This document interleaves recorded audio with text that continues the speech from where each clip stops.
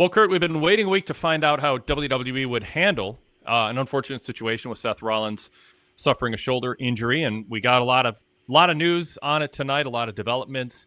Seth Rollins stripped of the championship. Adam Pearce declares that Saturday's main event will feature CM Punk, who was a number one contender, battling the winner of a battle royal, which was held tonight. Originally, Braun Breaker and Bronson Reed were in it, and then Pearce pulled them, which, by the way, I'd be critical if they had not done that. It'd be ridiculous to reward Breaker and Reed with a chance to get a world title shot when they were responsible, partially or wholly, storyline-wise, for Seth being out. So I thought Pearce made a good move there. And it turns out that Jay kind of betrayed, or did he, his brother, to win. So it's going to be Jay against Punk. That's how Raw ended, with a stare-down between those two. Kurt, Cadet, I will throw to you for your take on the developments we saw tonight.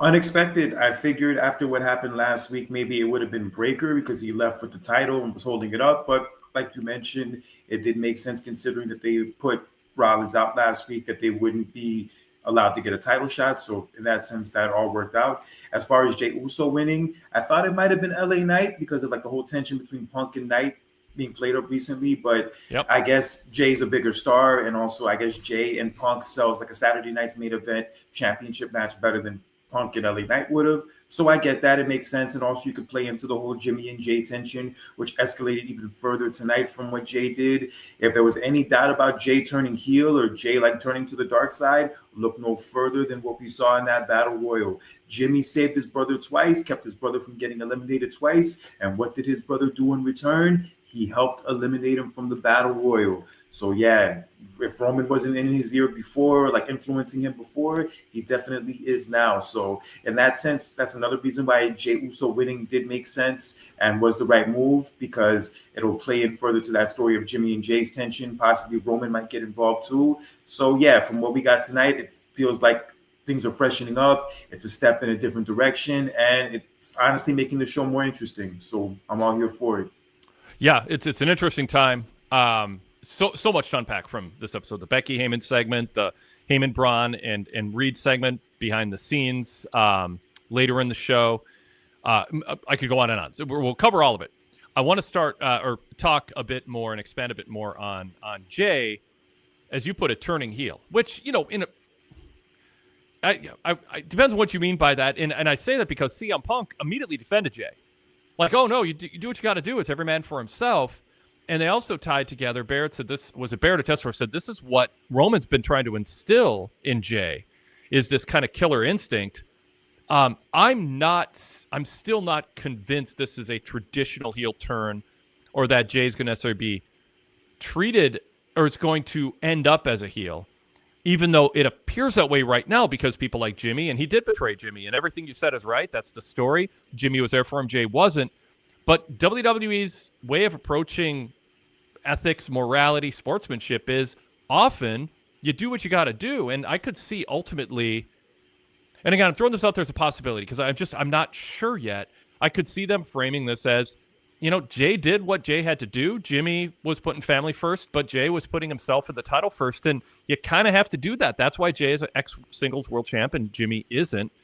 We got a long road to go, but they did tie Roman and Jay together. So unless Roman says, Jay, I didn't want that from you, or I didn't mean do that to Jimmy, or some tension there. I don't know. I think there's one more step needed to know or be real rock solid that Jay actually is a heel. Kurt, what do you think to that? I think if there's anything that's going to solidify a heel turn for him, is for him to kind of say he doesn't want to do the entrance to the crowd anymore, to say like he's too good for that's holding him back. So if anything would turn him heel officially, it would definitely be that. So yeah, I've liked what they've done with this character the last few weeks. I'd like that they, give him more of an edge and like give him more of like a mean streak in a sense. I like where it's kind of like unpredictable, where you don't know what he's going to do next or what's going to happen next to, build more tension between him and his brother, or what he's going to do next to kind of like, I guess, maybe cheat or do something underhanded to win. But like I said before, it makes the show more interesting and it makes you want to watch to see what happens next. And that's definitely something missing from the show throughout the year. But over the last few weeks, I feel like they've gotten better at it. And I want to see how much better they get with it by the time the year is over. Do you agree that this could be, it might be premature to label this a heel turn? Yeah, it's nothing official yet. I mean, it's just showing signs of like, something that a babyface would not do. So it's fair to like speculate that he's probably heading in that direction. Hmm. But till then, it is kind of like gray area type stuff, admittedly. Do you where do you see Roman Reigns fitting into this? And this is projecting out. I don't know what it could be. Science main event, could be after that, could be way after that, probably way after that. How does? And a lot of things can happen between now and then. So I frame this as sort of unfair to you because it could change based on what happens with Punk and Jay and what happens next in terms of how Jimmy reacts. But kind of in the end, do you have a sense of where Roman ends up? Is he aligned with Jay? Is he betrayed by Jay? Does Jay actually betray Roman and going, hey, you told me to do it? Like, where does this land? That's a good question. I would say if anybody's going to turn heel, I think it would be a better idea for Jay to turn. If anybody's going to turn on anybody, Jay should turn on Roman because if Roman and Jay turn together, that takes a lot away from Jay. It doesn't not going to mean as much. So like if Jay were to turn on Roman and like, yeah, that scenario plays out where like, let's say Jay loses and then he blames Roman for kind of getting in his head and it didn't work. So yeah, that could also work too. We'll have a motive, but he'll still turn anyway. But I do see Roman probably appearing at Saturday night's main event to kind of maybe give Jay a pep talk before the match. And then that plays into what happens after. But yeah, one way or another, I don't believe Jay's going to win. And because Jay's not going to win, that's going to factor more into, further dissension with Roman and his brother. Yeah. So do you overall like this? I mean, this web of who do we side with? The announcers are debating. Punk is siding with Jay. Jimmy is upset, but Jimmy, said every man for himself in the Battle Royal.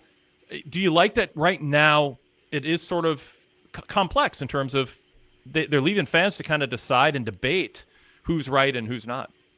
No, I like it. It's very unpredictable. It's kind of making you not know what's going to happen next. And it's, definitely added a nice spark to the show that was missing for a long time. So, yeah, I'm all here for it. And whether we like it or not, the Bloodline story continues to be the story that people like to tune into the most on this show and the one that makes the show the most interesting. So with that playing out again, among the other good things on the show recently, I feel like WWE is kind of like fixing a lot of the creative issues that they were having throughout the year. And this is one example of how they're fixing it. And I want to see it play out even more. Okay, there's so much more to talk about regarding this major arc we just talked about. Just a slice of. Let's pause and introduce the show and ourselves a little bit earlier than normal here so we can just get right into more aspects of how they told the story tonight and the pros and cons of it and where we think it's headed. This is the Wade Keller Pro Wrestling Post Show for Monday, October 20th, 2025. I'm Wade Keller, host of the show, editor and publisher of the Pro Wrestling Torch weekly newsletter. And here's the latest copy, by the way. I'd like to hold that up for a YouTube audience. And also the website, PWTorch.com. And host of various podcasts, including this, the Wade Keller Pro Wrestling Post Show. Tomorrow, by the way, on the Wade Keller Pro Wrestling Podcast, which, by the way, for our YouTube audience, is podcast only, audio only. So search Wade Keller in Spotify, Apple Podcasts, whatever podcast app you use on Android or iOS, or find it on our website, PWTorch.com, to stream it. Search Wade Keller and subscribe for free. That is our blue logo show. That is podcast format and audio only. If you... So if you're watching us here on YouTube, you're missing out on a lot if you're not searching Wade Keller and subscribing to the Blue Show. So that's our regular podcast format. We also last week did a pay-per-view preview for AEW. Eric Crow joined me for that. We put up the Tony Khan Media Q&A. Those are good stuff on that feed, including some flashbacks and classic interviews. So check that out. And while you're at it, if you are on the YouTube side of things, subscribe to the Red Logo Show, our post shows, which is this one, but the audio version. I know who I am. There's some YouTube shows that I watch on YouTube and others that I listen to on my phone. So double dip, subscribe to both. They're both free. If you are listening to us on the audio side of things, you are absolutely encouraged and invited to watch us live on YouTube when we live stream after Raw, Dynamite, and SmackDown every Monday, Wednesday, and Friday. We also have an NXT show after NXT airs on Tuesday nights live on the PWTorch YouTube channel with Kelly Wells and Nate Lindbergh and a variety of other co-hosts in rotation. And then also on after major PLEs and pay-per-views, Greg Parks and Brandon LeClaire rotate hosting those shows. Those are all available on demand on YouTube. But watch us live on YouTube when you get a chance. Subscribe to our YouTube channel. After you subscribe, click on the bell, and that'll notify you when we're going live and when there's a new show. We also have a bunch of shorts up. If you can't listen to some full post shows sometimes, you can check out shorts. We select some snippets of peak moments in our shows on our YouTube channel, too, if you're into shorts. All right. Well, a couple other ways to participate in the show if you are watching us live here after Raw. In the chat room is one way. So if you're on YouTube, just join us in the chat. It's a great place, great crew, great conversation goes on. Even before we start going live, you can get in there and chat with some regular listeners/viewers. You can also email the show, Wade Keller Podcast at gmail.com. Wade Keller Podcast at gmail.com. And you can also be a caller on the show. So you can find a link in my TV report at PWTorch covering Raw. My co-host is Kurt Cadet. He does a feud tracker for WWE Raw, and he is a frequent co-host here. Kurt, welcome to the show. Good to have you here. Glad to be here. Yes, I'm glad to be here tonight talking about Raw, everything that's been going on lately. And yeah, it's definitely been a nice breath of fresh air with the product lately. And yeah, tonight's episode of Raw was a good example of why. And yeah, I can't wait to dive further into what happened in the main event. And also a great match between Becky Lynch and Maxine Dupree. Another good match where, unfortunately, we got no set winner. So we know where this is going. Saturday night's main event it is. Yep, for sure. All right. I think that covers kind of the main housekeeping stuff. So let's get back to the conversation here. So I'm in no real particular order. I want to comment on a few things. One, when Adam Pearce made the announcement that Seth was already injured coming out of the Crown Jewel match, they didn't know how much. They never will because of what Breakker and Reed did. I like that because it incorporates what people really know. So you're not gaslighting them that, oh, it's just Reed and Breakker, or it was just Breakker that injured him. You're not just gaslighting fans over that because they knew Seth was holding. Anyone could tell, that Seth had something going on. So they just grouped the two together, and it's fine. Now we move forward. So I liked how that was done. Breakker carrying Seth's world title belt was the first move that we're talking about babyface and heel turns. That pretty much turned Seth babyface. That Breakker had the title, and Seth was nowhere to be seen. Especially the way they framed it later as the segment got rolling. Adam Pearce, when he announced there'd be a battle royal, the winner of that would face CM Punk at Saturday's main event. Then Breakker wouldn't hand over the title, and Breakker said, "Say please." And I was worried we're going to have the just impish, weak authority figure who just caves in to any kind of authority, or not authority, any kind of threat, and just gives up the authority that he has. Because Pearce is his boss. He can suspend him. He can do many things. I'm like, don't. But Pearce's job also, Kurt, is try to get through the day. Try not to escalate situations. So he had to balance pride and professionalism and his authority with getting the belt back and not escalating the situation, because I think that's a tough tightrope for him to walk. And I thought he did really well. And he did even better. And it made me look even more kindly on the way he gave in a little but not too much in the ring when he took Breakker and Reed out of the match and teased Paul Heyman with it, made Heyman say please, and goes, nope, I'm still not putting him in. Because it just makes storyline sense. I really want pro wrestling to make storyline sense and not just do things that are convenient and the path of least resistance. Put it through a filter of, if this was a real sport, we had competent leadership, would this happen? And Pearce taking him out of the battle royal, or he shouldn't have put him in, but unless he was just doing this to get at them, taking them off the graphic as he explained it, was justified. And I thought that he scored a point on Heyman. So I like that whole scenario. What were your feelings watching this? Did that cross your mind at all? Like, Pearce, don't just grovel for the belt. You're an authority figure. You're their boss. And then when he was going to put him in the match, I'm like, don't put him in the match just because Heyman says please. Making him say please is better than nothing, but they shouldn't be in the match. There's no justification because they're the reason the title is vacant. Your thoughts? Yeah, I thought it was a good opening segment. I thought they really built that tension well. And yeah, Adam Pearce really laid down the law, as he should be laying down the law, because he's the general manager, he's the authority figure, and whether somebody's bigger than him or stronger than him or more intimidating, they should still listen to him because he's the authority. And he did lay down that law tonight. He didn't really back down. I thought he might have begged and pleaded for Breakker to give him the title, but he did not do that. And yeah, just the fact that it kind of went down that way, it kind of shows you that there's going to be probably some tension between Pearce and Breakker in the coming weeks, which is funny because I think they had this issue about a year and a half ago when Braun Breakker first moved to Raw. And now with Breakker being more of a top guy and more of a main eventer, I think it could probably escalate even more with that whole situation. So now Adam Pearce is going to have a headache with Reed, Breakker, and also Heyman in the next coming months. I can definitely see that, building more and stretching more as time goes on.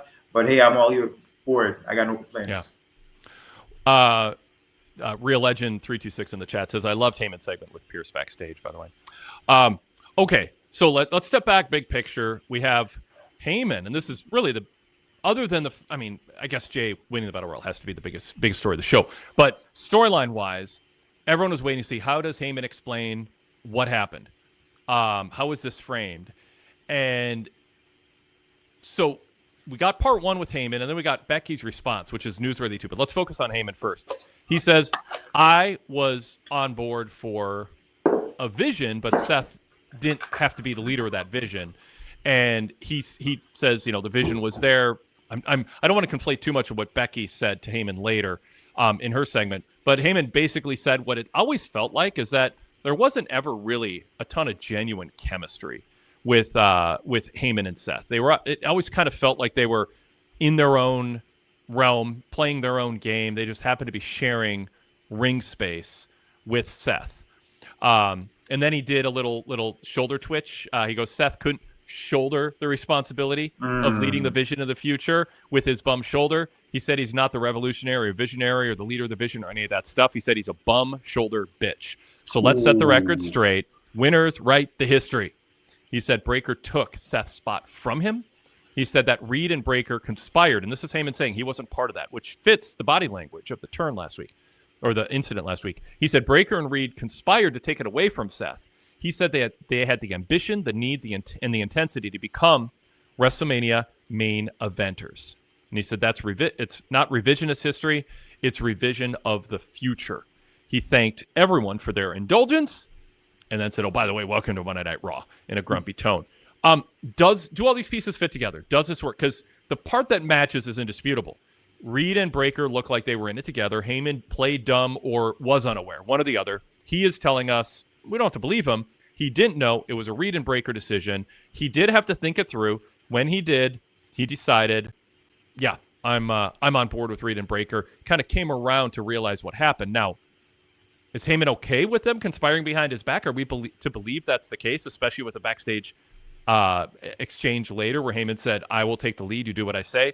I don't know if that's a plotline hole or intriguing and a seed being planted. So your thoughts specifically on that, Kurt? Yeah, I think Heyman played it up well. Like last week when they confronted him about, joining forces with him, he seemed hesitant, but he still went along with it anyway. But this week, yeah, he basically seemed like he was all here for it and that he was all about, being with Reed and being with Breakker. But regardless of what explanation they gave, it's just a good thing that I feel like they got away from the whole Heyman and Rollins aspect, even though their hand was forced in it, because I was even noticing that a few weeks ago that Heyman's chemistry with Reed and Breakker is just a lot better than it is with Rollins, and Rollins in many ways kind of felt like the odd man out. And now with him being out, even though it was unexpected and not the most convenient circumstances, I feel like it's going to definitely do wonders for this whole stable. And I think in many ways it could turn out even better than it was before, kind of how like DX was when Triple H took over. I could see something very similar happening in this situation with the way it's looking right now, because I just feel like Heyman really fits with Reed and fits with Breakker, and they kind of need him more than Seth Rollins needed him. So yeah, I'm looking forward to seeing how this plays out a little more. And I don't think it's going to be kind of like the similar situation with Heyman that he had with Solo Sikoa when he first started taking over the Bloodline last year, where they were like always intimidating him, and he kind of felt like shook to be there the whole time. I feel like now it kind of feels like it's more of like his thing, and it's going to be like more of his ship that he's going to lead as time goes on. So tonight's explanation, not just looking ahead and thinking the lay of the land is better, but tonight they connected the dots, they filled in plot holes, they explained it in a way where even if there's a chance Heyman is BSing, and he wasn't on it from the beginning, and I don't know why he'd be a weasel and not just admit and brag about it, but the way things played out last week in Heyman's explanation, while you also take into account the genesis of the vision and everybody's selfish interests and their lack of chemistry, which might have been by design or it might have been revisionist history. I think Paul might have been winking to people who say, is this revisionist history? A little bit, because it might be a little bit, especially with the acceleration of this all because of the injury. But storyline-wise, you're satisfied with the logic. Yeah, I had no complaints about that whole opening segment. I thought everything delivered. It was a good playoff off of what happened at the end of last week. And yeah, it just made you want to see what happened at the end of the show. I just really thought for sure going into tonight that Breakker would have been made number one contender, but they didn't go in that direction. But I don't mind. With Jey Uso, I don't mind. There's still a story they could tell there. And there's no rush to put the title on Breakker necessarily right now. Although it looks good on him, although it looked like believable with him holding the title, I don't think you need to put the belt on him just this second. Yeah, I think they want to wait for a moment to do that, and who knows how Brock Lesnar fits into that or doesn't. When you say that you were expecting Braun Breaker to be in a tournament or in the finals or in a match or however it was going to play out to become to fill the vacated world title because of his own actions. Did you have in your mind a way that this would be explained? Like, because do you agree that it would be absurd for WWE to reward Breaker with any kind of opportunity to win a world title that he vacated through in intention to injure an opponent? Or does it not matter because, hey, that was actually not part of a match and Seth was already injured going into it? I mean, were there enough, were the circumstances such where Adam Pearce, maybe if he even wanted to draw attention to it, could explain it? He goes, yeah, he exacerbated an injury, but we don't know that he actually caused Seth to vacate it. He was injured in the match before. You don't want to go too hard on that because you want heat on Breaker for what he did. But he can also say Breaker didn't actually interfere in a match. And so therefore I don't have the authority to exclude him based on his winning record. I mean, they could have done it and they could have explained it. They don't always feel the need to explain things. I like when they do. I like when there's evidence they put thought into trying to make it logical. What did you think they were going to do if Breaker did end up in a match for the title and perhaps win it? I kind of felt that, because of the fact that he held the title up and, the fact that he attacked Rollins the way he did, that he would have been like, I guess his replacement. But I guess in that sense, like with what you were saying earlier, it made sense for him to like not be in the battle royal because of what he did and the damage he caused that kind of like, further injured Rollins. So yeah, you can't really reward behavior like that. But yeah, it just looked so like unbelievable on paper, and just especially coming out of last week's show, you figured, okay, if Rollins really is hurt, if he really does have to forfeit the title, then they could do Punk against Breaker somehow. But yeah, that did not play out this way. I'm sure they'll probably do it again at some point. They'll do it eventually at some point. But yeah, it just like seemed like such a sure thing coming out of last week. But this week they, switched it all up. They did what they did here, and now we got Jey Uso. Yeah, I talk about it all the time. You can't expect people to fully invest in the stories that are told if there isn't some level of competence and sort of guideposts and a framework to how people in power use that power to try to create an even playing field and reward good.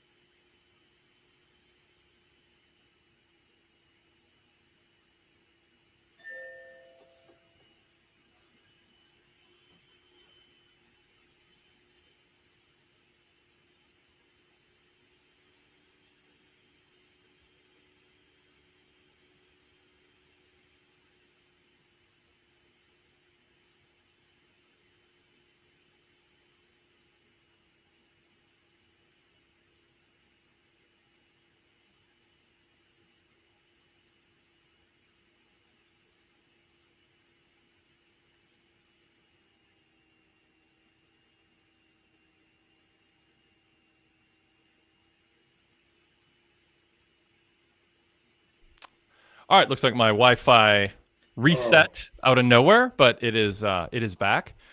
Sorry for that, everybody. Okay, so not everybody looks.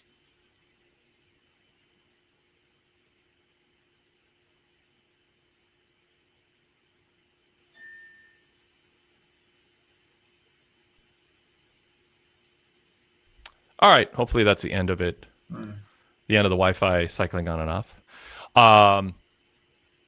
Okay, so I'll restate this because I'm not sure where I got cut off. I don't know that everybody watches wrestling thinking the authority figure should act in a logical way if this were all real. But it felt like this storyline presentation tonight did do that. And I think that's essential to having things make enough sense for you to take what's happening seriously. And I think they checked those boxes as needed. I think putting Breakker in the Battle Royal would have taken some explaining and felt kind of like a weaselly thing. Now, that said, Heyman can pull some strings, but we don't have heel authority figures right now doing heelish things, and I like that a lot.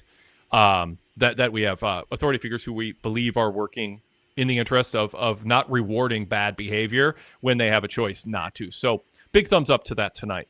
Then we had the Becky Heyman segment. And I think a lot of people were curious, how's Becky going to react to this, if at all? Do they just have her go on her way doing her own thing? But she crossed paths with Heyman, and they had interaction. Becky then told Paul, oh, you were using Seth? Guess what? Seth was using you. So the official storyline, if we're to believe everyone is speaking at face value and truthfully here, is Seth and Heyman never trusted one another. They were both being phonies. In the end, Becky kind of came across as a baby face, but she did say Seth won't be worried about you, Paul. You don't mean enough to him for him to be angry at you, but he will be coming after Breakker. So Becky's still a heel, but she's, based on her match tonight, which we'll get to, and everything else, but she's presenting herself as an advocate for Seth and basically cut a promo that frames Seth as the heroic babyface getting revenge when he returns. How do you process that, Kurt? Yeah, I guess there's a little tweener in that sense, but regardless of anything, I still think Becky is straight up a heel, especially with the way that match with Max and Dupree played out tonight. And I just feel just in general, she's been too hot as a heel throughout the year to just randomly turn just because her husband's injured, just because her husband's hurt and has some sympathy coming out of that. That doesn't mean she needs to turn or needs to switch up her character. I think it's fine the way it is. And I think her interaction with Heyman was exactly what it needed to be, considering that it's still her husband at the end of the day. So yeah, I had no issue with that. And I don't think she needs to change at all. As hot as heel as she's been, she needs to stay a heel until she loses that championship, which I don't see happening until probably WrestleMania time. Yeah. Derek Mitchell in the chat says, I'm glad Becky confronted Heyman backstage to let him know she never liked or trusted him, nor did her husband Seth. However, she said her husband will come back to kill, which I'm not a fan of that language. Yeah, I agree. It felt more figurative there than it usually does, but still. Sadler Vision 3 goes, the Becky part is why I'm torn on this turn. I liked her as heel. I don't want her to turn face that quickly. I'm with you, Kurt. I don't think that was a babyface turn. I just think she was standing up for her husband, and that's what Real Legend 326 says. I think Becky is just defending her husband. Yes. And Derek Mitchell wants to give a shout out to Jason D from Australia. He has consistently said Seth and Heyman's relationship was a transactional business one, but Becky revealed she didn't trust him and her husband didn't trust him. I don't think you mean to phrase that, Derek, as contradicting Jason. I think it was a transactional relationship that was built on a lack of trust, but thinking one could use the other for mutual gain. And certainly if you trace back the body language and interaction with them, there was very little gregariousness between them. They just kind of each did their own thing, which I was critical of because I thought Seth was just sort of stealing the scene and not trying to bond with Heyman, and I was disappointed in Heyman not finding a way to make it seem like this dynamic with Seth was real and would last. Maybe they showed their hand too obviously, but maybe most people didn't think that hard or pick up on it. But I always said the caveat was this faction feels like it is short-term. It's not meant to be this transformational long-term faction. It is a means to an end. It is a bridge to a bigger angle. That I think the bridge was shorter than expected because of Seth's injury, but I think they always had in mind there would be this moment pretty quickly where they went a different direction. I hope someday we find out how that would have gone. Would it have been a full-fledged Seth babyface turn? When would it have happened? Because last week Seth was really obnoxious before Breakker turned on him, and I think understandably so. A lot of people thought, do they want us to boo Breakker over spearing and shutting him up? Because Seth was so full of himself and long-winded and obnoxious. You don't want to show your hand and have him be a babyface. You can look at certain aspects of last week's segment with Seth, though, Kurt, and go, there was some handing out credit in a way he hadn't before to show graciousness as a leader or co-leader of the Vision. So as obnoxious as he was, there were some, I would say maybe some laying a little bit of primer or groundwork for people to look at him as at least just graciously saying that I'm doing great, and you're graced by my presence, but you guys are all part of the team, and you help me, and you're going to be great too. What was your? Because we didn't talk about it last week because you weren't on the show. What did you think of that as we look back on it in the context of tonight? Yeah, I feel like what he did in that start of the segment last week, where he said, "I don't need the Vision, I don't need Breaker, I don't need Heyman, I don't need Reed, I don't need anybody." It's played in perfectly to what we saw at the end of the show. Because for him to say that about all of them, why would they continue to support him, and why would they continue to still, be his lackeys in a sense? So that segment to open the show, it really was the perfect lead into them eventually turning on him at the end of the show. That's exactly what I said in my review last week when I wrote about it, is that you needed that segment in order to explain what would happen at the end of the show, and it all worked perfectly. I know this happened kind of soon. I know this is like unexpected because Rollins' injury happened. But I feel like in many ways, it'll probably be a blessing in disguise, especially for Breaker and Reed. I think this is definitely going to do wonders for them. And I can't wait to see how they do as kind of like the leaders and like the ones who are like really heading the faction, and who else they maybe add along the way. Because I've heard, names floating around. I don't know if it's true or not, but we'll see if it does play out that way. This new version of the Vision, I think it'll definitely potentially be better than the original one was. Yeah. Fun comment here from Derek Mitchell in the chat. Seth last week was like watching an episode of The Walking Dead, where a character's having a great day before something horrible happens to them at the end of the show. Damn. Yep. Well put. Thanks, Derek, for that. Okay, so trying to think what else. Is there anything else comes to mind for you in terms of this specifically that you want to bring up in terms of what they did or how they went about it? And then we'll get into a little bit more about the Battle Royal because I want to do that, but the lead up to that.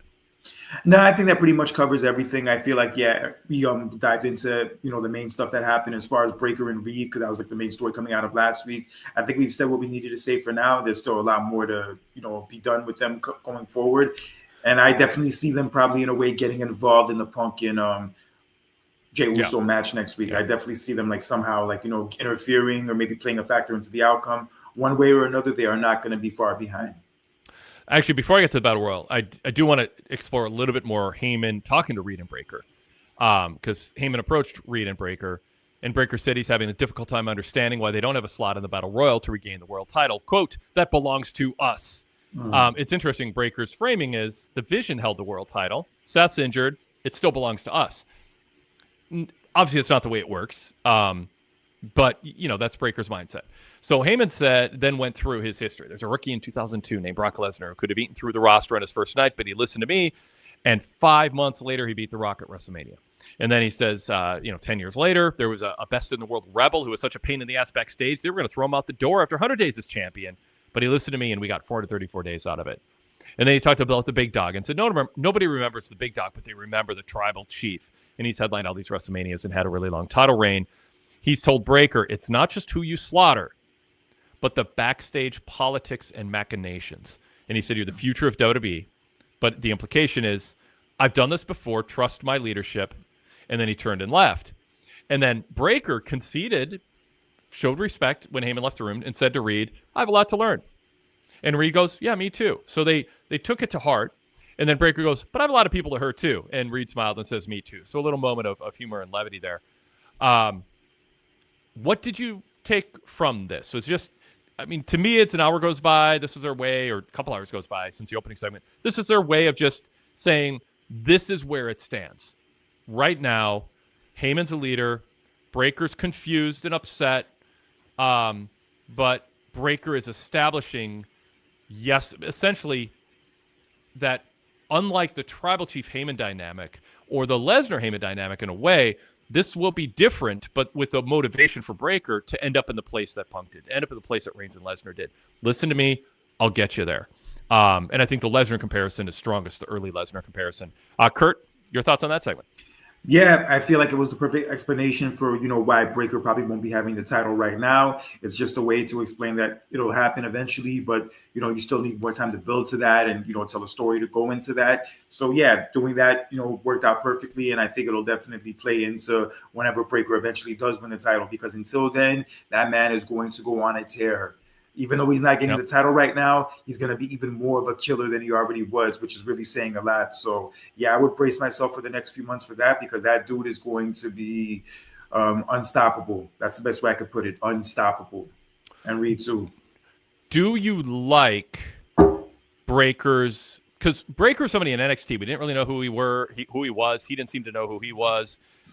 He showed up the main roster. It felt like they were intentionally making him a bit of a tweener. We're not opposed to the crowd barking and the announcers putting him over for how fast and powerful he is.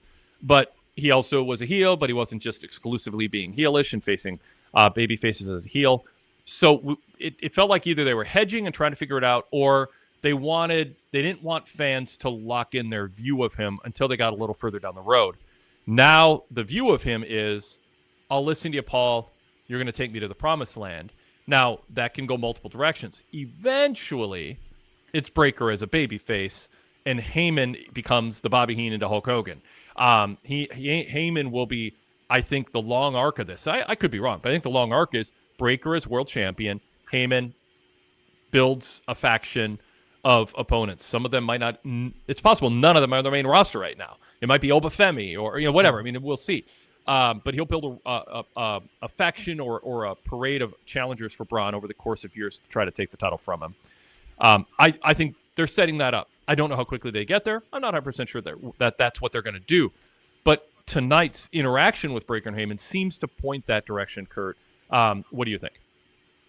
Yeah, I mean, I don't know if that would be the best idea, because I remember when Heyman and Lesnar were together back in the day, they eventually split them up. I guess they wanted to make the people like Lesnar more, so they did that, and that ended up not working. I don't think either one of them were better off without each other. So if this is like a scenario where Heyman and Breaker have really strong chemistry and they're good together for a long time, I don't think there's any need to really, break that up just to make, Breaker more of a baby face or to get the people more behind him. I feel like if they have that good of a dynamic together as heels, then I don't think you should mess with it. I think there's plenty of other baby faces you can build off of to go against Breaker in the coming years. So there would be no need to split up him and Heyman just to make that happen. And yeah, as long as they're together, as long as they're, doing well together, then just keep it as is.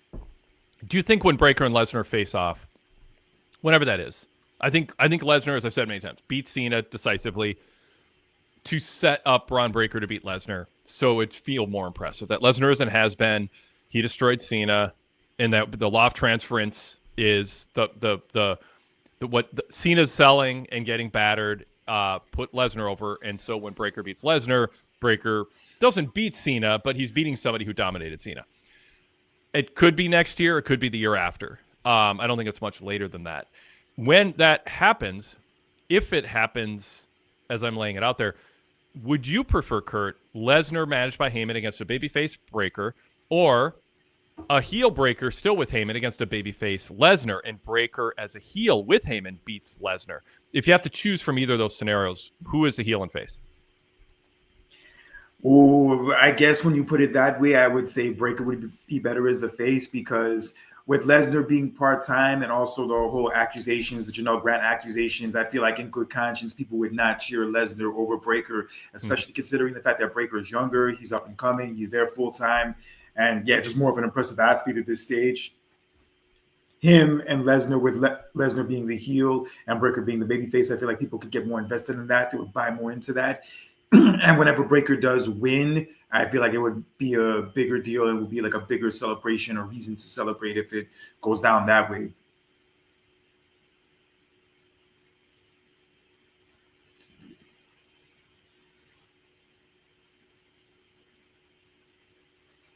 All right, so the Battle Royal itself, let's shift to that. I thought it was really good. Every moment counted for something. They told a bunch of individual stories in there, some kind of lower card and mid card stories as it played out. And I was thinking LA Knight was going to win. I thought we were going to get LA Knight and CM Punk. I thought that's a more appealing match on the marquee, and there's it's sort of turnkey, ready made. But I'm not shocked that it's Jay. I wouldn't have been shocked if it was Jimmy. I mean, those are the people in play right now, storyline wise. I wasn't even ruling out LA Knight winning, because maybe you don't want Punk to win it, vacant title. But with LA Knight, it's less of a big deal. But whatever. I don't. Maybe they considered that. Maybe they didn't. But I've more than softened my stance on thinking LA Knight shouldn't just get the world title because crowds are popping for him. which was my stance. I don't think he was at that level, but I think he's reached a level to be a short-term world champion, at least not, be a guy who got a reign. But you only want to do it if it makes sense. He's a bench player in the second tier, a really popular one who's playing right now in the top tier. And if circumstances call for it, I think you can make him a world champ for a short reign. And I've come to believe that. I'm not shocked they didn't do that this time. But I was watching this Battle Royal. My point is, I was watching this Battle Royal thinking LA Knight might win. Jimmy or Jay might win. I didn't think there was really much else that felt likely if you're kind of, savvy, but it is just a one-off match. I mean, across my mind, maybe Dom will win, and Punk, they'll just be a fun Dom Punk match, and Punk will just squash him, and people will be happy with it. I think they did a nice job telling the story, and for the casual mainstream viewer, telling a lot of different stories, but having some good drama at the end with potential, a good number of potential winners late in the match. So I'll just throw to you, Kurt. Those are some of my initial thoughts. What did you think? Yeah, I thought it was a fun battle royal. It was a strong main event for the show. They had a lot of cool moments, especially towards the end, with AJ, also with the Usos, and also with Dominic, especially. Yeah, Dominic coming out of the final two, that really says a lot. There's definitely big things in store for him, which, I mean, is obvious with the reactions he's been getting lately. But yeah, I thought it was one of the better battle royals we've done in a while. I'm very happy they did this as opposed to like a turmoil match or anything along those lines. Yeah. I'm glad they just did that way. Yeah, it's funny. I think it's been a while since we've seen like a battle royal to like this degree with like, that higher stakes. But yeah, it was a nice, refreshing main event of the show with a fun ending. And yeah, not enough good things I could really say about it in that sense. What happens in this match? I mean, you kind of gave a little tease of your thoughts there, maybe with Roman showing up. He might not, though. I'm not locking that in. What happens with Punk and Jay? Punk's a babyface. Jay is what Jay is. I've already kind of laid out what I think. Does Jimmy cost Jay the match, and that turns Jimmy heel? Maybe Jimmy gets so frustrated that he actually overreacts, because I don't want to ignore CM Punk defending what Jay did. I don't think it's possibly just went this for himself and screwed things up on commentary. Just I'm going to wing it, and people backstage were like, "No, what, Punk? Don't say that." But it's more likely that it was deliberate, and I wouldn't rule out, Kurt, that Jimmy's going to overreact and cost Jay the match, and fans will resent it, and that'll be a heel turn from him. I haven't fully fleshed out all the pros and cons and ways to think yes and no to that, but I am curious for your thoughts on that possibility, and then any other. As far as Jimmy turning, I feel like we've already seen that with their feud that happened 2 years ago that did not have the great blow off that we thought it would have. If you remember the match from WrestleMania 40, so I don't think that's the direction they're going to go in, but I think with all of that going on, with all that drama between Jimmy and Jay, and also considering that Punk kind of like lost his moment at SummerSlam, he had it like briefly for 5 minutes, then lost the title. I feel like this is all leading to a CM Punk championship win on that show. Yeah, I kind of feel it coming. I figured he would get the title back at some point. I didn't think it would be this soon under these circumstances, but here we are. This is what it is. And I think if I had to bet money, Punk is winning that championship. We're going to bring Drell onto the show in a moment here, but he says, Jimmy, join the Vision. I don't know if he means if he's calling for Jimmy to do it or he's saying Jimmy will join the Vision. We'll get that clarity from him. But some other people in the chat, Kurt, aren't excited about this match specifically. Punk and Jay have their work cut out to put on a main event level match, Goodfella says. Real Legend says, I like Jay's wrestling, so I'm okay with the match. Brian B says, I have little interest in another Jay Uso title match. Big Elwood 9 says, I'll say it, Jay's not good in the ring as a singles. Heard that before. Yeah. I don't know that WWE's super worried about getting a 4-star match out of this. Like, you want to have your fair share of those, but I think they think everybody crosses the line, passes the, what am I trying to say? Crosses the bar into good. We can tell the story that we need to tell. This isn't an AEW pay-per-view where the kind of the mission statement is have people buzzing about how good all these 4+ star matches are. They just want to tell a story. But that said, is that enough of an issue with Jay? in terms of match quality, that it might not ultimately feel main event enough in the way that they tell the story because Jay is so limited. Or do you not buy that he's that limited in this context with this storyline support? I think the match will still be good. I think it's a big enough match where it'll feel like a big deal once we get there. But let's be honest, let's be real. For these Saturday night's main events, how many like 5-star classic matches do we really get from them? Yeah. These matches look good on paper. They look great on paper. But then when they play out, you just say to yourself, okay, that was good. That was cool. But nothing really I would go out of my way to watch a second time. So unless they end up really surprising us with this match where like we end up being blown away by and say like, oh, this is the best Saturday night's main event match I've seen in years. I'm just expecting it to be standard stuff from a match quality standpoint. But as far as angles go, I could definitely see an angle playing out regardless of how it plays out. I definitely see something like that going down. But regardless of what happens in that sense, I think Punk wins the championship. Yeah. Yeah. And there's a variety of ways it can go, the pace that it can go there. I said last week I'm not ready to start booking out WWE through the end of the year or even to WrestleMania next year because I just think there's too many twists and turns. I think they probably have something. I'm quite sure they have something in mind in terms of where they want to land, but it's possible they have a couple versions, a couple variations of how they want to get there, and it'll depend on a variety of factors. So, and then there's, X factors with, The Rock and his involvement in some form. And so, yeah. And especially after that Smashing Machine movie didn't do well, although it was good. I saw it. I thought it was good, but yeah, just box office wise, it did not hit. Yeah.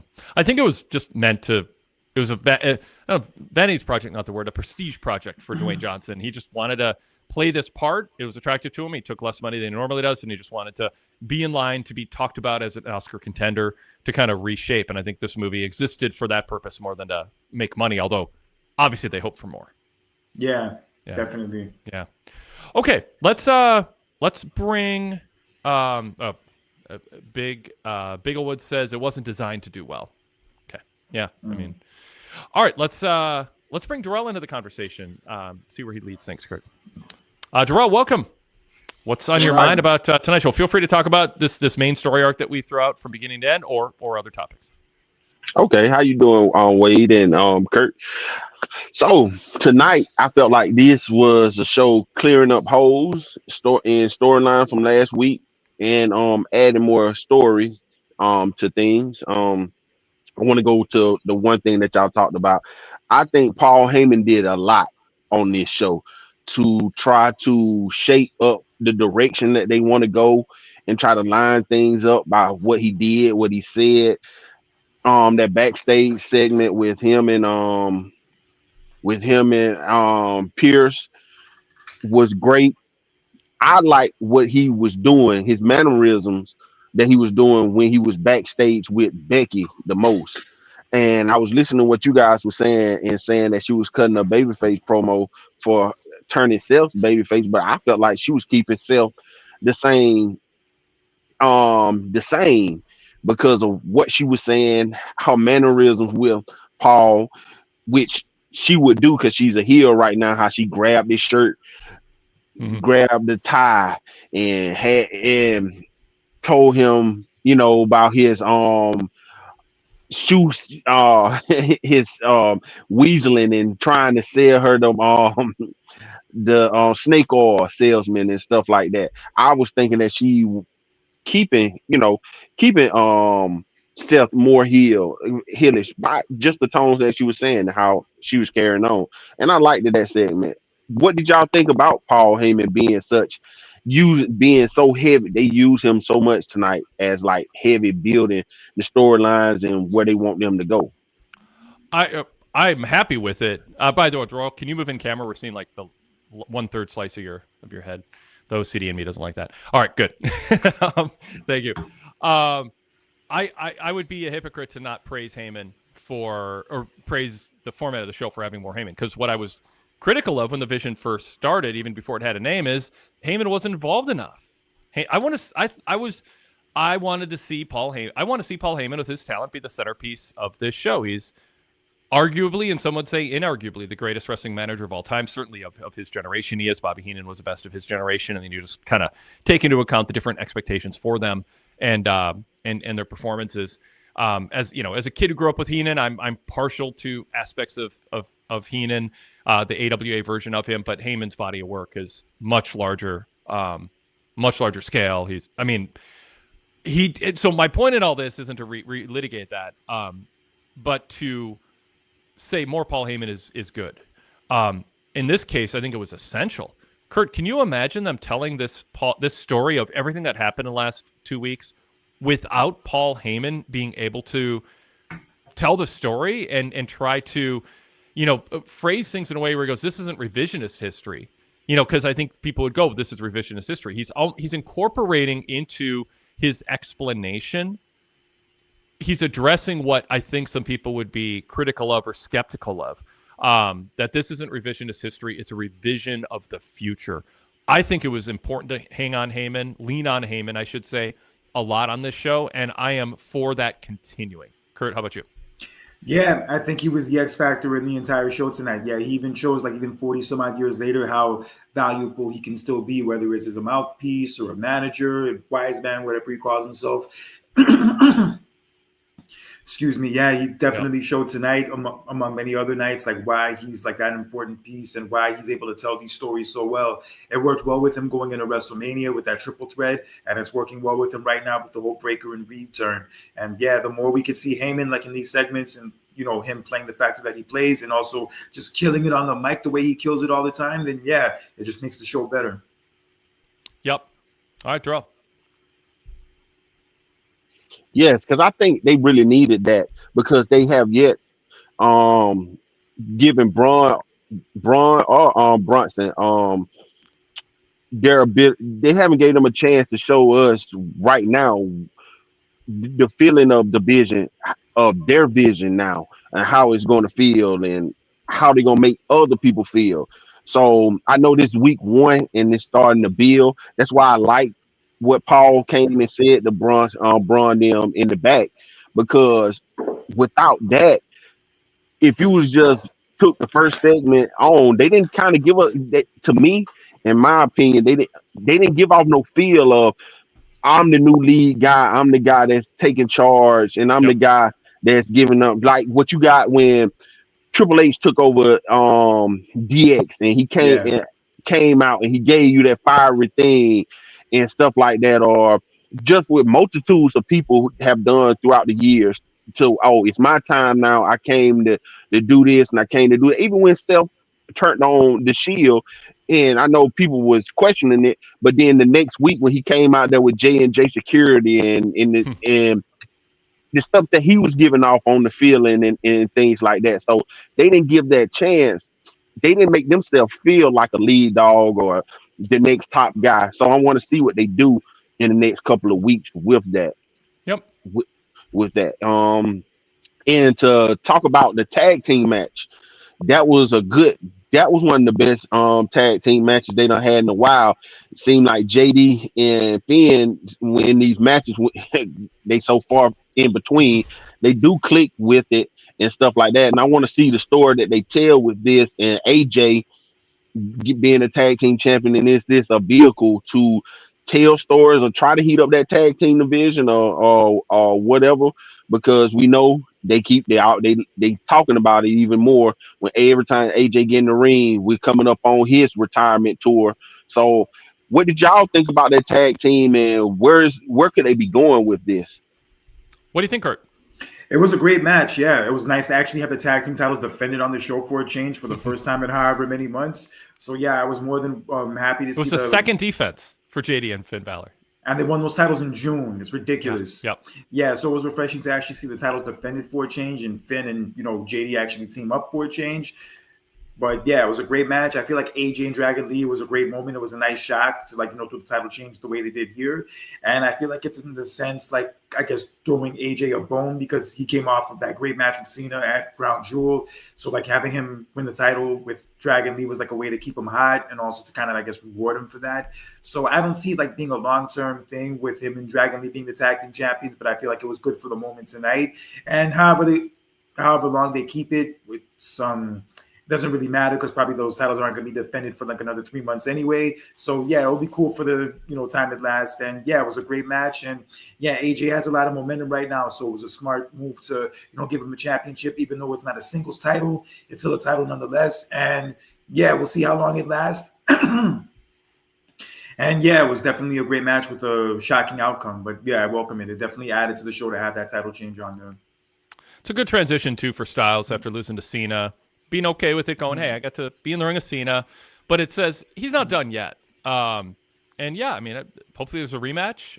I could imagine titles going back to JD and Finn, but it's more likely not, and JD and Finn will just be mad at Dom for putting them in a position to actually have to defend their titles, although it's a little ridiculous how WWE doesn't force their champions to defend their titles more often.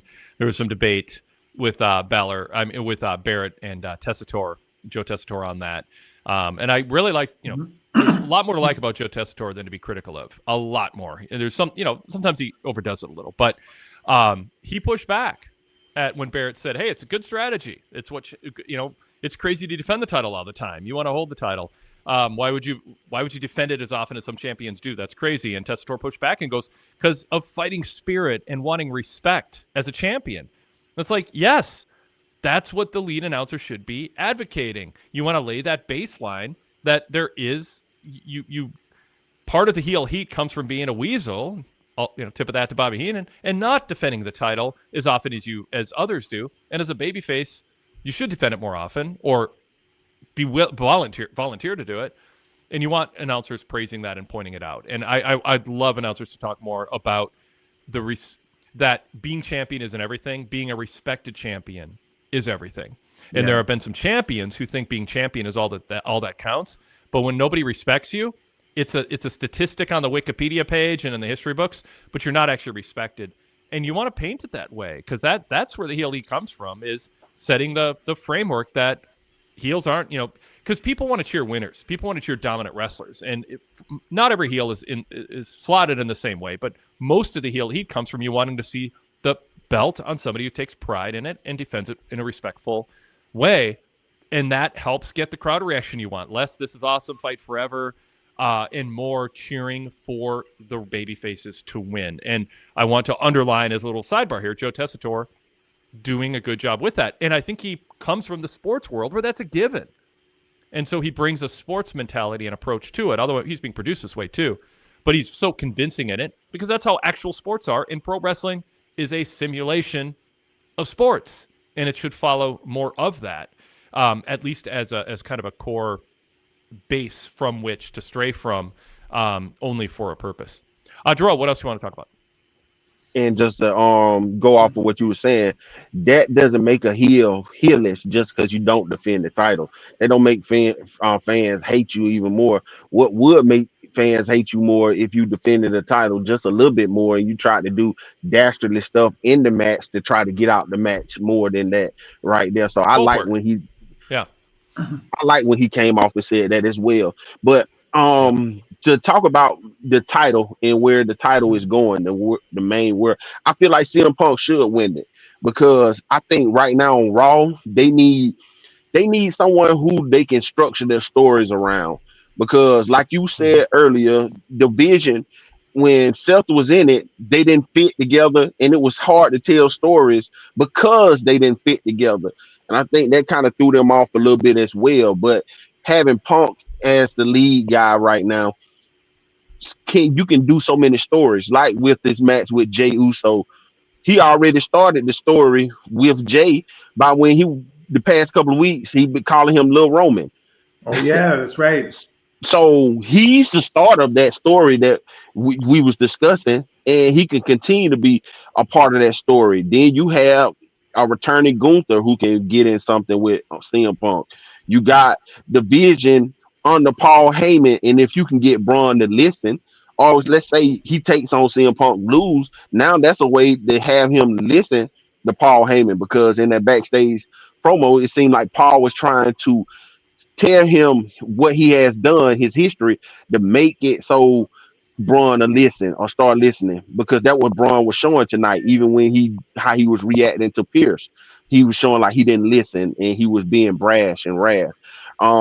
And I just ask you this question because if that title would be a night one, a night two main event, if it ain't on the CM Punk, do you see somebody else who you can see them knowing how WWE like to have their main event matches at WrestleMania? I know it's far away, but that somebody else they could tell a story with to make that a legitimate main eventer in WrestleMania outside of CM Punk?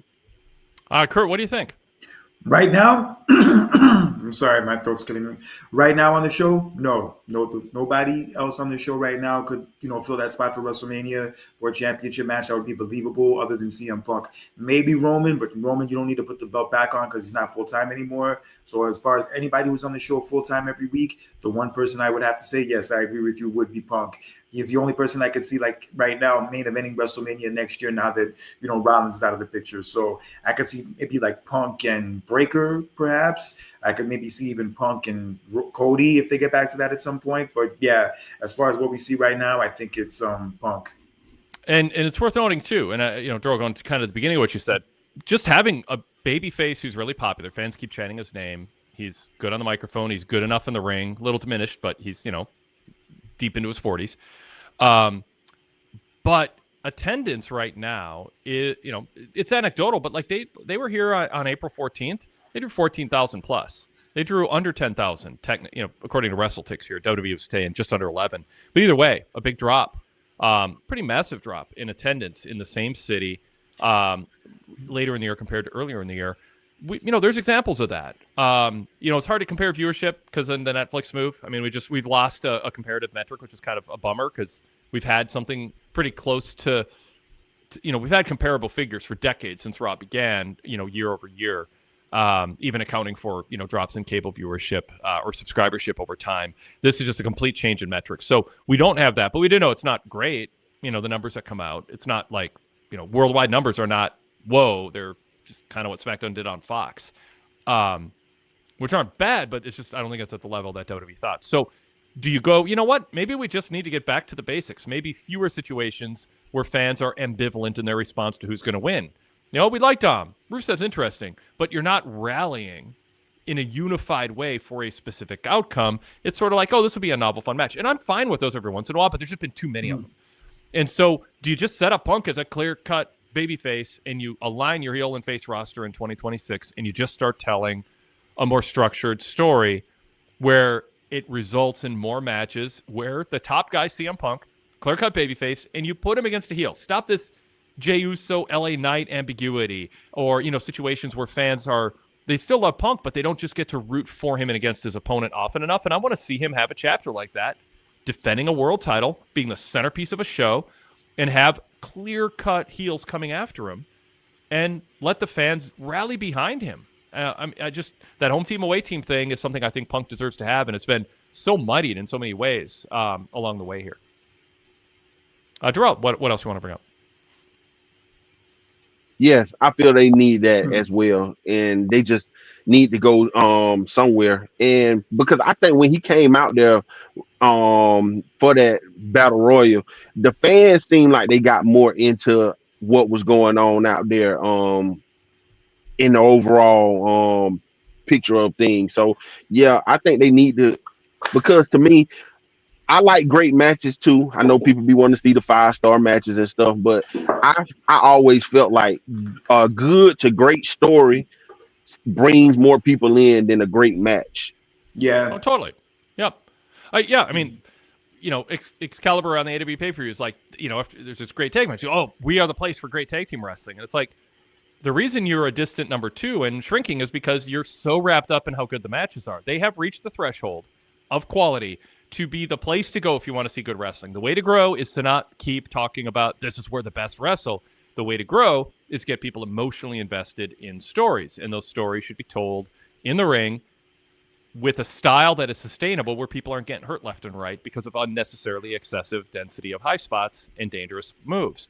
And it just doesn't seem that's the mindset of star rating merchants and people who are just, into that.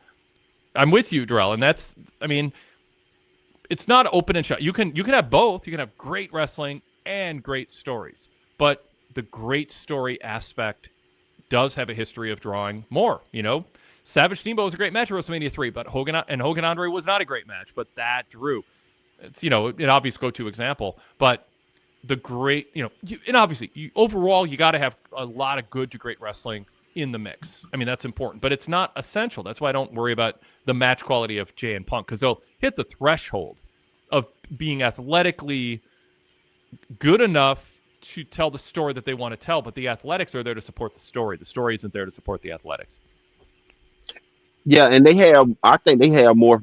They put that on because they probably needed a main event and want people to draw people in. And right now on Raw, outside of Dom, Jay and CM Punk are the only two people who get the fans' emotions up, and they put their emotions into whatever they're doing. So that's what they need until they can find a heel who also makes people emotionally get invested in what he's doing. Like, I want to boo you, I want to see you lose, and I want to see this and see that, which they don't have right now, and they didn't have with Seth as the top heel on for both shows, Raw and SmackDown, kind of, but they didn't have that with him as well.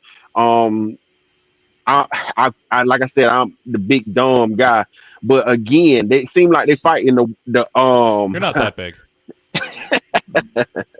but they seem like they fighting the fans with how the fans are coming up and is week by week growing, trying to change him to a face, no matter what he do. Like with the match tonight with Rusev and the in the boot. Then he kicked him. Then he kicked him in the groin, and the fans still pop for that. They pop for it when he kicked him in the groin, and then 619. They pop when he got back in the ring because the refs didn't see him getting eliminated, which is crazy. You can review that, but I guess. But they even pop for that. They pop when they thought he was finna beat Jay. So are they trying to fight against this, or are they running into an issue because right now they making him like they lead heel, but the fans want him to be a babyface? I don't know. I mean, Dom and Gunther, why are they putting Dom in a situation where he's going to get cheered if they don't know if they aren't okay with him getting cheered? Or is it happenstance because Paul Levesque just has leaned too hard into, we're going to break the whole, heel face dynamic thing and be more sophisticated, which, you can be more sophisticated, but if it leads to a fan ambivalence in smaller crowds, maybe be unsophisticated and just tell simpler stories that are more crowd pleasing and more of an escape of what people look for when they settle in at night and choose between home team and away team in sports. They want babyface and heel in wrestling. That's, the caveat, there's always exceptions that are worth doing. But they're with Dom, I don't know if it's not the happenstance of the booking formula or if it's deliberate to position Dom to get cheered. It also could just be testing things. Can we get away with delaying Dom going babyface for longer? Let's put him against a heel, but let's not have one or the other be so dastardly or obviously heelish. We'll let the crowd decide, and that'll help steer us. Kurt, what do you think they're doing? And are they deliberately putting Dom in a position to get cheered and they like it, or do you think they're testing, or are they putting Dom in a position where they think he'll get booed and they're just wrong? I think it's the last one. I just feel like even though the crowd still cheers him and they really cheered him once again tonight, I feel like he still acts the same. I don't think he plays up to the fact that the crowd's cheering him. I feel like he still cheats and is slimy and does all the dastardly stuff like a heel would do. But just for whatever reason, despite all of that, the crowd still loves him. The crowd still, supports him. But the thing that's going to be the most interesting as far as that crowd reaction for Dominic is if he ends up facing John Cena at Survivor Series, what the crowd reaction is going to be for that match. Yeah, because I know they like him now, but if he's going against Cena in one of Cena's last matches, if they want to see if he could really, get those heel reactions, that'll be the best place to test it if, that match goes down. I'm intrigued, Darrell. I wish I had a more firm answer. I generally don't know. Kurt makes a good case for one of those options. Either way, Dom is headed for superstardom. Now, whether that's as a main event babyface against a heel Braun Breaker at WrestleMania in 2 years, or it means he's a secondary I'm trying to think of the right term for him. If he is a special attraction babyface who fans love, but they don't actually put him in the world title situation, because we have the threshold of match quality. I don't think Dom is obviously beneath that with the right opponent, but he's not obviously there yet either. As somebody you can lean on for that. So they might be open. They just could be feeling it out as they go, and it's a good thing. It's a good thing so far. As Derek Mitchell says in the chat, Dom is uniquely loved, unlike anyone else on the main roster, even with his Pete Davidson Weasley personality. And that's funny. You got the Dom is getting cheered because of Eddie Guerrero, but you also have Dom's getting cheered because he gets the girls, he gets the women, and you also get him because he's entertaining and funny. He also gets cheered because he's Ray's son, and in a meta sense, he could be a Nepo baby, but he kind of did start as a novelty lower card guy and just kind of earned his way to the top by being consistently compelling and entertaining. And he does bring kind of a joy to his work. I think there's a lot of reasons fans are rooting for him. I think it's storyline. I think it's meta. I think it's just a gut reaction to the guy. And it's interesting. It's been an unexpected and interesting story in wrestling the last few years.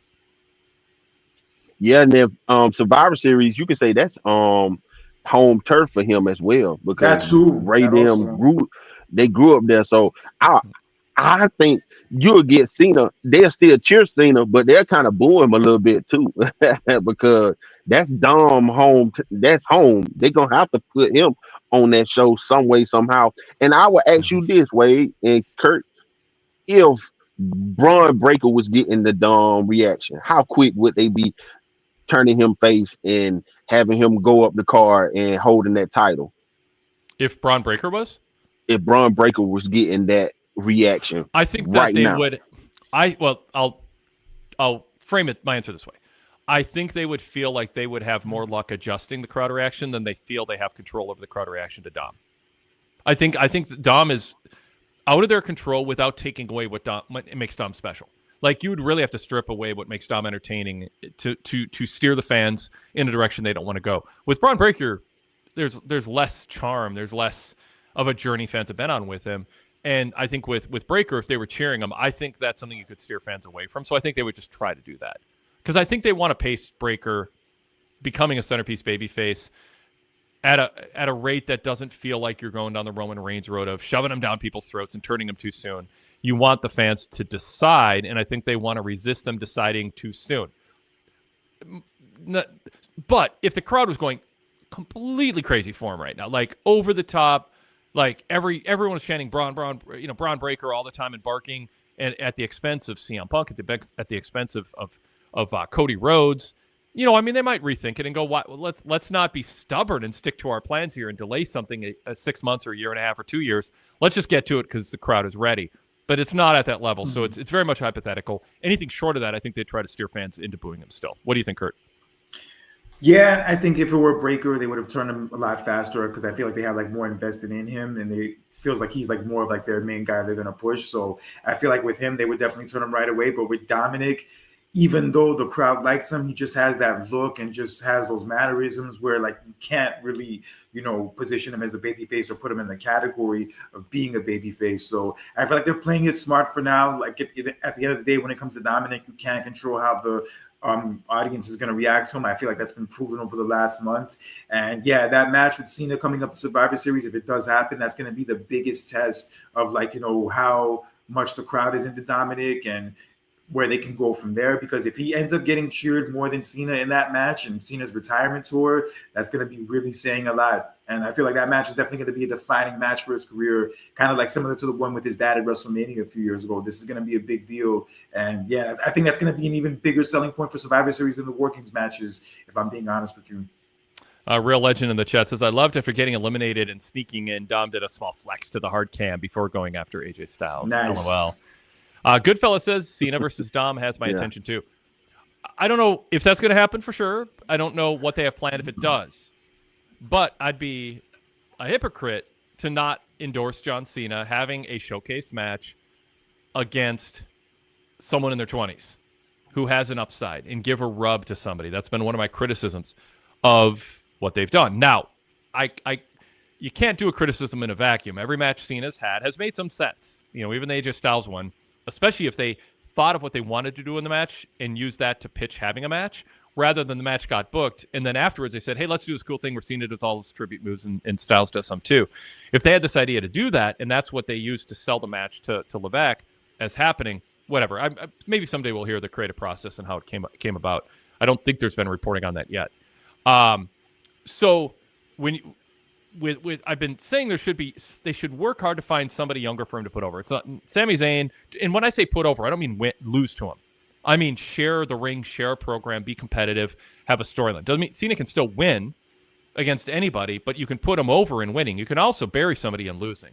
Hogan was a master of that. Jericho, some argued, has done that.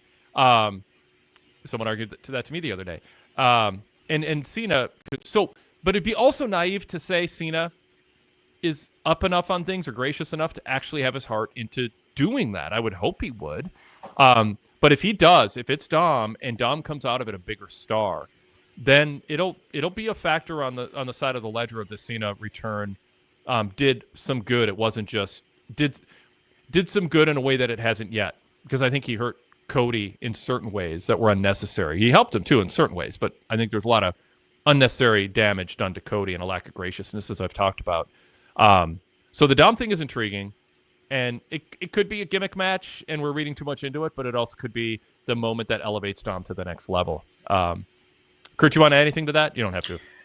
Yeah, I definitely feel like, that will be a defining match for his career if it does happen. I kind of see like all roads leading in that direction. If Cena's going to do anything at Survivor Series, I don't see anything else bigger that he could do.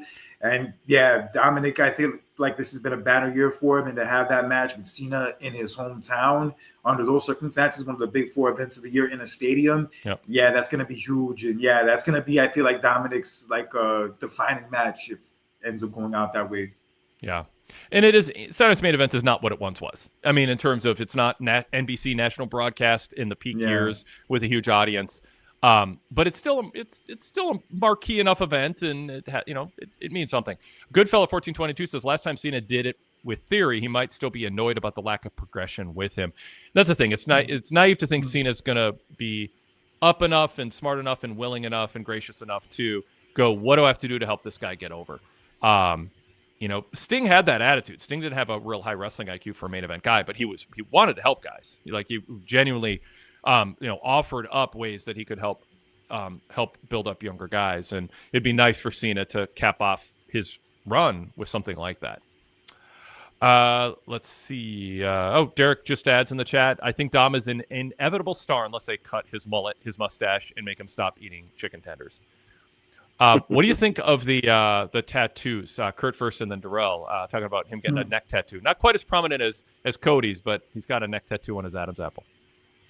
I guess that tattoo must have really meant a lot to him for him to get it like on that body part of all body parts. So, hey, it's his body, his face, his money. I mean, I can't really say anything about it in that sense. I just wonder what his wife thinks about it. I think that's the main question we need to be asking is, what his actual, wife thinks about it. But, it is what it is.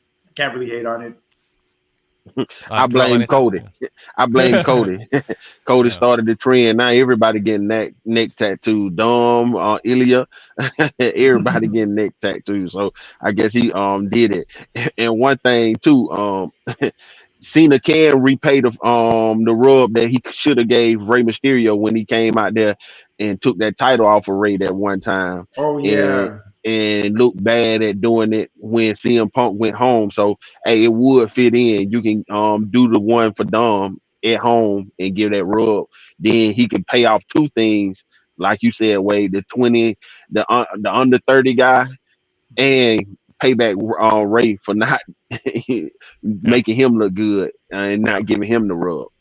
And before I go ahead and leave, I want to ask you guys this. The only thing I say, they did great with trying to rebound with the stories tonight and last week, but they still missing one thing in WWE, and that's a top heel. They are missing a top heel that draws emotion from the fans. Should they be building at least 2 or 3 people to be a top heel, because that's the only thing that's missing right now? And would you turn somebody? Is there anybody you can turn to get that, or should they just focus on building somebody up? new I or mean, old. a lot of names come to mind. I mean, they might be turning Jay. They might be turning Jimmy. Probably turning Jay. But there's always the Cody turn that can happen.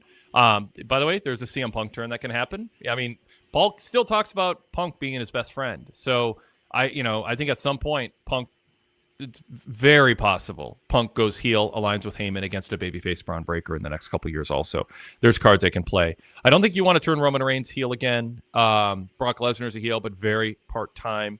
Braun Breaker's going to be heel for a while. You've got Drew McIntyre, who they continue to kind of define down a notch less than a top heel.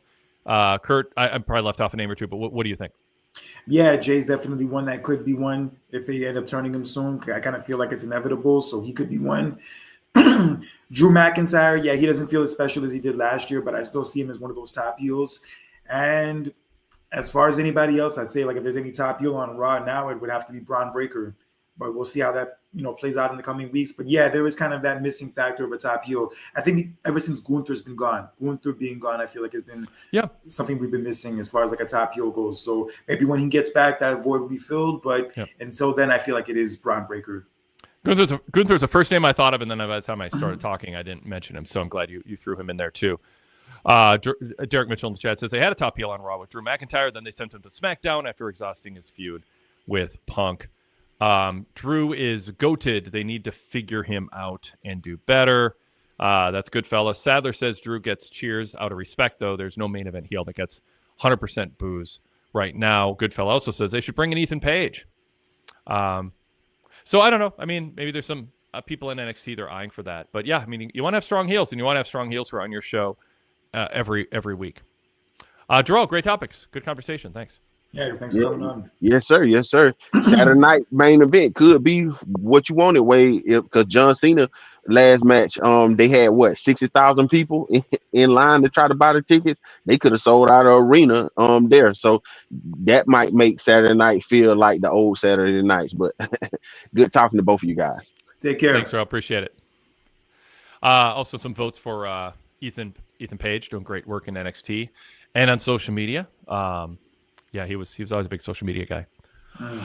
All right. What do you think of you mentioned at the very top of the show, I think, Becky Lynch and a DQ loss leading to a rematch with Maxine Dupree, probably at Saturday night's main event. It went 10 minutes. How did Maxine Dupree do? How do you think she's doing? How'd she do here? She did great. Yeah, I feel like she's really improving. She's definitely come a long way since like that whole situation a year and a half ago when like it came out that she was like getting booted house shows because of her performances. So yeah, compared to like back then, she's definitely come a long way. And like just the fact that she's had 2 really good matches with Becky, somebody on her level, that really says a lot. And I feel like this is definitely gonna elevate her and like make her another star in the division. She doesn't need the title. She doesn't need to be like in those main events like that, but she could be another valuable piece that they have. And from what she's shown so far, she can be that valuable piece. And it was surprising that the match ended the way it did. I thought for sure that Becky was just going to beat her here, but with the way they did it tonight, we're definitely going to get another match, and I'm all here for it. After the last 2 we saw, yeah, I don't mind seeing this match one more time. The chat's all in on Maxine Dupree. Sadler version 3 goes, Maxine looked way more confident tonight. It was shocking to me. Real Legend says Maxine countering an armbar into an ankle lock was awesome. It's fun to see somebody come along. I mean, not everything she does looks great, but it is not boo worthy because it's so bad you don't belong on TV. And it helps to have a gimmick that if you just can get through the ropes without tripping on your feet, it's considered a victory, and they kind of portray her that way. And the DQ finish, I mean, it's old school, booking, and it just, to lead to the rematch. And I mean, it's fine. You do not want to overdo that. But from time to time in a match like this where Becky's like, I don't want to get humiliated. I should be beating this woman so quickly. I just want to get out of here. And then, of course, Adam Pearce, as the GM, doing logical things that any sports commissioner should do, should be like, you're not getting out of it this easy. You need to defend that title. And this is where stipulations can come into play. Title changes hands on a DQ. If Becky just runs and gets counted out, then you can say, well, now we're going to have a lumberjack match to make sure the wrestlers stay in the ring. I'm not necessarily advocating for a multi-match feud here beyond one rematch, but they could tell that story if Becky, if that's how they want to portray Becky as the heel who's trying to get away from this unexpected rising star who she can't afford to underestimate anymore. Yeah. Yeah, I feel like this is definitely not for something to like have Maxine win the title on a fluke and then drop it back to Becky. I don't think that would make any sense. I feel like with the run Becky's been having, she needs to keep that title until like somebody beats her who's gonna like hold that title for like a long time and be like a credible person to beat her, whether that's AJ Lee or Lyra if they end up coming back to that story. I think like it should definitely be somebody like that. And as great as Maxine Dupree has been doing, I don't think she's the one to dethrone Becky. Yeah, and then Keith says Becky did a tremendous job of selling for Maxine. Darrell adds, Maxine did a great job tonight of having her against Becky, who is a good heel, make it feel more likable because of her heel work to go with Maxine getting better. Yeah. And Goodfella says, Becky was talking a lot to Maxine. I noticed that. But Maxine is very likable.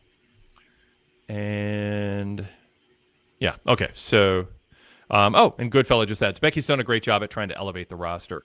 And I mean, I think that was, part of her motivation once the initial heel turn decision was made. Well, let's make the best of this. Let me try to help elevate some people. I think her heart is in that place. If she wants to find a way to take on the challenge of not having classic matches against other people who are really well established, but mix in helping elevate other people. And I think that's an honest effort she's making here. Kurt, what do you think of the match, the wrestling work of Rusev against Dom? We talked about Dom a lot, but at one point Barrett's like, I don't know what he was trying to do with that, like club to the head that might have looked like it was supposed to be a clothesline. It didn't jump out as like awful or anything, but there's just something a little bit off timing wise with Rusev, I thought. And, he's just not getting a lot of reps in the ring, which is probably part of it. I don't know. I don't want to read too much into it, but did anything stand out to you? No, he didn't really seem too off to me. I didn't really catch anything with him where like I noticed that he messed up here and messed up there. I thought the match was entertaining, like kind of like the one that was with them a couple weeks ago where Dominic also cheated. So yeah, I really enjoyed it this week too. I thought that Penta was going to play into the outcome where he would cause like a disqualification, but that ended up not happening. And then Dominic beat him again. Yeah, it's really weird. Rusev lost to Dominic twice, even though it was under cheating circumstances, he still lost to him twice. So that's kind of strange that it went down that way. But from Dominic eliminating them both from the Battle Royal tonight, I think they're going to do that triple threat match possibly at Saturday night's main event. And yeah, as far as Rusev goes, it's a little strange that he lost twice, but I think he'll still be fine. And yeah, I feel like he's doing well in the ring enough. Nothing where I noticed any like noticeable mistakes. Yeah, and it wasn't that there were like mistakes or botches. It just, Rusev at his best was like, Samoa Joe-esque, just this brute force in the ring, but he was always in the right spot, and there was kind of an extra oomph to what he was doing, and it just felt a little below what I'm hoping we still eventually see out of Rusev. A couple other just small things here. We had Nikki Bella saving Stephanie Vaquer, and then it felt a little ominous, like you owe me. And Vaquer says, I owe you one. And Nikki goes, well, I made two enemies, so I'll take you up on that sooner than later. It felt good faith, but you're watching this going, is Nikki going to eventually turn on Vaquer and try to get a championship? Did you read into that at all? Or did this just seem like, no, this is just establishing that these two are united as friends? I think against Roxanne and Raquel, I should note. They'll probably team up for a while, but yeah, I could definitely see Nikki Bella turning on her. I feel like that would be the best move for her because this whole babyface run with her doesn't feel like it's clicking. So yeah, turning her heel and have her be a challenger for Vaquer for a few months, I think they could definitely do something good with that if it goes in that direction. Yeah, it was cool to see her on the show tonight. She hasn't been on the show for like the last month or so. So yeah, it was good to plug her in this direction and yeah, to have a few with Vaquer, give her something to do, and who knows, maybe they can make something good out of it. Sad Version 3 goes, yeah, Nikki definitely gonna snake her. She seems so fake. LOL. And Darrell says, Rusev did just come back from that live show tour they just had. Goodfella says, I really like Rusev. Is it Lana, I feel, is the missing piece? Back to Nikki. Goodfella says, I like the Nikki heel idea. I wasn't even thinking that.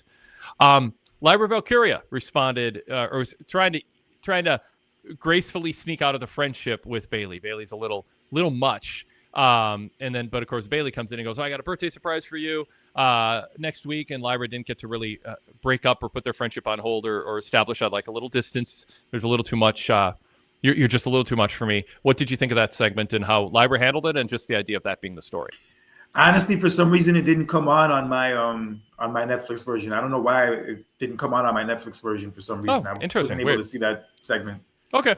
Well, yeah, then I can't get your opinion on it, which is fine. Is there anything else on the show, Kurt, that jumps out to you that or on your mind that you want to bring up?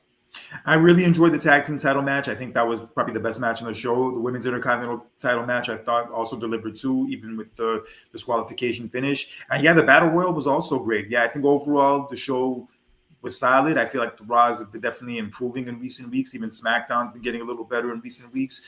So it feels like even though Triple H said that, our opinions don't matter, we should stop being critics and all that, it seems like he took a lot of people's criticisms to heart, and it's making for a better show. So we need to keep criticizing them so they could actually, understand that we're not going to tolerate some of their mediocre booking they do, mediocre shows they do, and they make better shows out of it. So yeah, more power to them for actually, making those changes.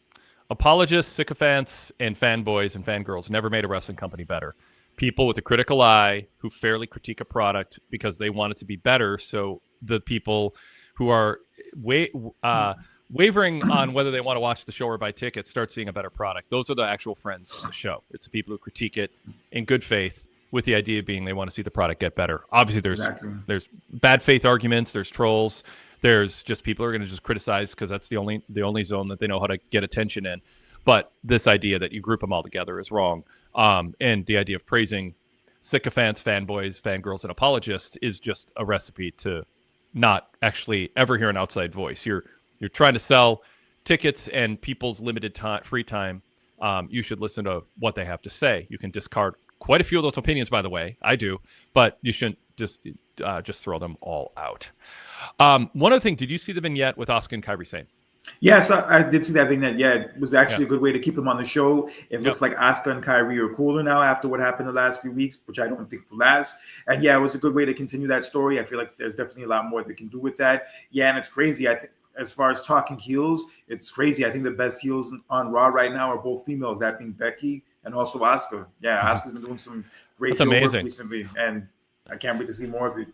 It's amazing to say Asuka's one of the better promos because she's not articulating the English consistently well, but there is an energy to her everything and her inflection. This role really does suit her, and I think they are not just dropping her into a formulaic. They don't put her in the middle of the ring and make her try to get through a live promo. They are protecting her in a way that I think serves her well, and I think she's shining in this role. I think the Kairi siding with Asuka to me though feels too sudden, too severe. Like she was so torn, and I'm trying to come to terms with the idea that enough happened, enough guilt trips, enough threats, enough realizing her subservience to Asuka as a mentor culturally and with their history. Is there enough there that explains why Kairi went from just being so uncomfortable with being so anti-Io and Rhea to now just seeming like a co-henchman, a fully willing participant in Asuka's campaign against them? I feel like it's just mainly out of fear. I feel like, yeah, especially after that slap last week, it's just like mainly out of fear of like upsetting Asuka. So she just wants to stay on her good side as much as possible. That's the best way I could describe this whole thing. And I feel like just like on Bayley and Lyra, I feel like this is another storyline that could stretch all the way to WrestleMania if they do play their cards right. Yeah, because from how this is going so far, the main match people want to see now is Asuka against Kairi whenever Kairi eventually gets sick of her and, stands up for herself. Because, yeah, that's going to be a big deal whenever that does happen. Whenever that moment does go down, yeah, it's going to be huge. So until then, I do like what they're doing right now. And, yeah, they should definitely take their time with it. There is no need to rush to, what I mentioned, like that destination at all. Yep. All right. A few comments in the chat about Asuka. Goodfella says Asuka is hilarious on socials. Real Legend says Asuka's always had good body inflections. Asuka Kairi was awesome, said Goodfella. Regarding the dynamic with Kairi and Asuka, Big Elwood says, but that's Japanese culture. And a Real Legend says, according to Kairi, Rhea broke up their family. And then Sadler version 3 says, I think Asuka Kairi has long-term WrestleMania potential. I don't think Lyra Bayley can last that long. So there you have it. All right. Anything else you want to add, Kurt? No, that pretty much sums it up. Like I said, the show is gradually getting better. I feel like this ending part of 2025 is going to be probably the highlight of the whole year at the way it's looking right now. And yeah, I can't wait to see what happens at Saturday night's main event and also Survivor Series especially. Well, throw up a plug here if you want to get the full experience that we offer in all our wrestling coverage, our unmatched vast library going back nearly 4 decades, along with on-demand writing, newsletters, written content, but also audio content, including hundreds of fascinating retro radio shows from the 1990s available on demand in our library. Podcasts going back to before podcast was a word, going back more than 2 decades. Again, on demand in our library with a full VIP membership. You can listen to any of our news updates or our post pay-per-view roundtables and historical perspective shows, reviews of vintage DVDs. I say vintage now.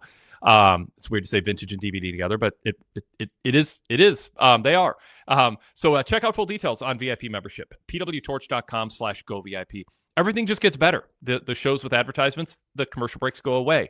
You get a bunch of extra content. You get a podcast feed that's customizable, so you can break it down by show or by era. We have you can break our podcast feed in half: current events versus retro shows and best of shows. All customizable. Easily, you can easily sign up using Apple Podcasts, the native Apple Podcast app, which means CarPlay also in your iPhone. But it's real flexible. You can experience VIP content in a lot of different ways. All laid out at pwtorch.com/govip. If you haven't yet, please consider sending an email for the flagship tomorrow. Zach Haydorn is scheduled to join me on the flagship tomorrow, the Wade Keller Pro Wrestling Podcast. And you can get your questions in. We'll be recording early afternoon, so you want to get those in right away if you're listening to us. WadeKellerPodcast@gmail.com. When you're listening to this show, if you have some feedback, some additional thoughts, you think we missed something, you want to add something, or you think there's a topic we didn't cover, bring it up in email. You can also ask about anything, not just the TV shows. The flagship is wide open. So jump on into that conversation and be part of the flagship tomorrow. WadeKellerPodcast@gmail.com. Thanks to everybody in the chat. Everybody, if you haven't yet, go check out my written report at pwtorch.com, or VIP members, the ad-free version, pwtorchvip.com, to catch up on Raw if you didn't see it. I've got a rundown of everything that happened on the show. And as I mentioned earlier, Wade Keller is the term to search to subscribe to the Wade Keller Podcast, and Wade Keller Post Shows are audio-only podcast format. Also search PWTorch to get the PWTorch Daily Cast feed. Tonight's show is the 10 years ago Raw Post Show. So you can kind of hear a format of a review of Raw from 10 years ago. That's our best of show. That also included our weekend post show after AEW's pay-per-view. We have shows dedicated to AEW, NXT, WWE, and the 90s past cast. You learn about wrestling history and get to have Alex and Patrick read some things that I wrote and the team wrote 30 years ago this week about what was going on in pro wrestling. All that's free. Search PWTorch in your podcast app to subscribe to that for free, or get it as part of your VIP package with the commercials taken out. But if you're not going VIP, then you definitely want to at least subscribe for free to the ad-based podcast feed. Search PWTorch. Thanks again, everybody, and we will talk to you tomorrow on the podcast side of things on our Blue Logo show, and then Wednesday night, I'll be back after Dynamite right here on the PWTorch YouTube channel. Big thanks to my co-host, Cadet. Check out his writing and his VIP podcast, as if you enjoy his analysis, you'll love what he and Christopher Adams do with their podcast. All right, we're out of here. Thanks, everybody, and we'll talk to you next time.